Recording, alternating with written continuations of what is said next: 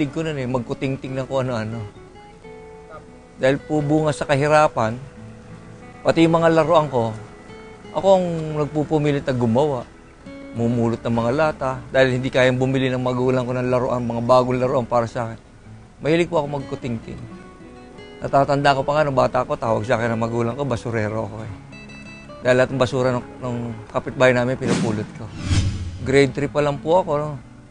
Nagtitinda na ako ng ice drop, tinda ako ng dyaryo.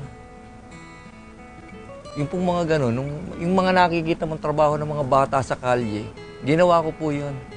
Nasubukan ko na po yun. Kaya nakita ko rin yung hirap na yun nung paghahanap buhay sa kalye. Ang pangangailangan niyang makahanap ng mapagkakakitaan ang nagtulak para kay Ras Ortiz upang pasukin ang mundo ng pagninegosyo.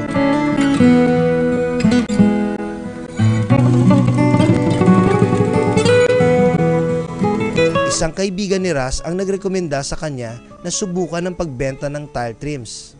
Noong unang panahon po, mga bandang 1999, sabi niya walang gumagawa dito niya, mga imported lang. Imported lang po yun.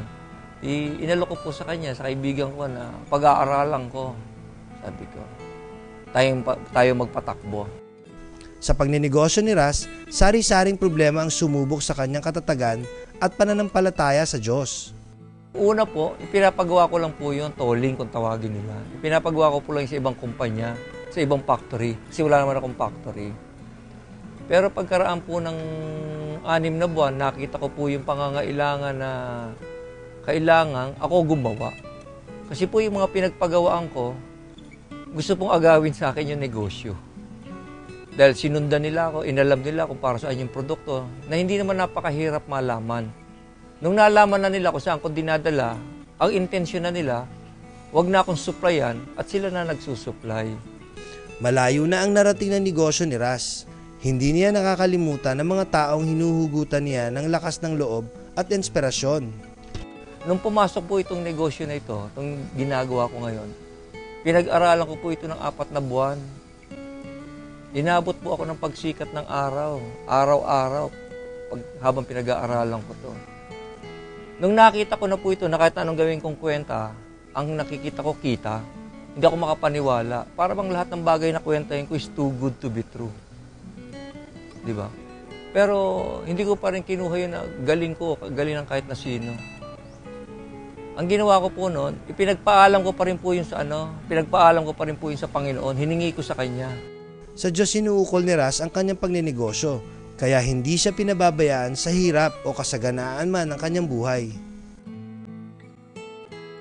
Hiningi ko po ito. Pagkatapos ko pong hingin ito, tumakbo lang po ako 3 buwan.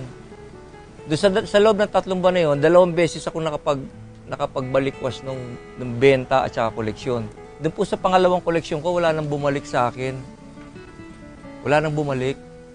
Itinakbo na po ng partner ko. Yung partner ko, kababata ko pa.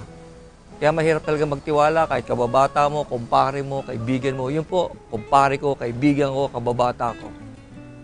Wala pa pong 3 buwan, tinakbuhan ako 1 milyon. Talagang bagsak. Tumawag na po yung bangko, talbog na raw ang cheque ko. Wala na akong pupuntahan. Kung magkaroon man ng solusyon yun, re-retekohin ko lang. I-invento lang ako ng cheque may pondo. Parang gano'n, di ba? Sa madalit salita, wala na, nagpaalam na ako. Di ba? Gusto kong ikwento sa buong mundo kung paano ako iniligtas ng Panginoon. Di ba? Pagkatapos po nun, sabi ko nga sa sekretary ko, sige, umakyat ka na, ituloy mo na yung ginagawa mo.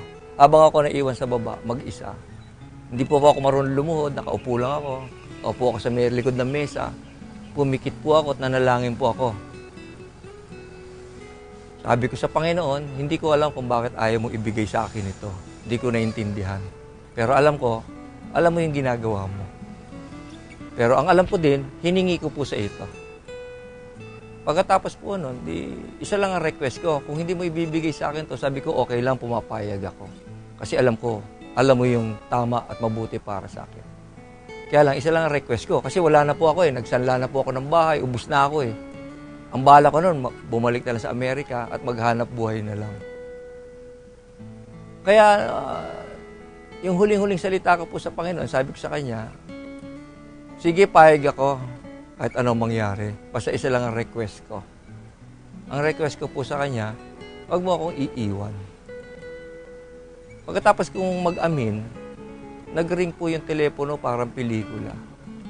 Sabi nung nasa kabilang linya, pare, may cheque ka rito, bakit hindi mo kinukuha? Diba? E samantalang sa akin, nagpaalam na ako, nag-thank you na ako, diba? Biglang, sabi niya, may cheque raw, di buhay pa. Ngayon nga, kinaikwento ko, parang pusong diretso na ang takbo. Biglang gumalaw, buhay pa pala. Di sabi ko sa sekretary ko, tumawag ka sa bangko, sabi mo, darating ako. Yun po yun. Nakuha ko yung cheque, naibayad ko, naabswelto ko, tumuloy-tuloy po yun. Mula po noon, 1999, hanggang ngayon, 2011, mula po nung tumingala yung negosyo ko, hindi pa po yumuyok. Tuloy-tuloy po.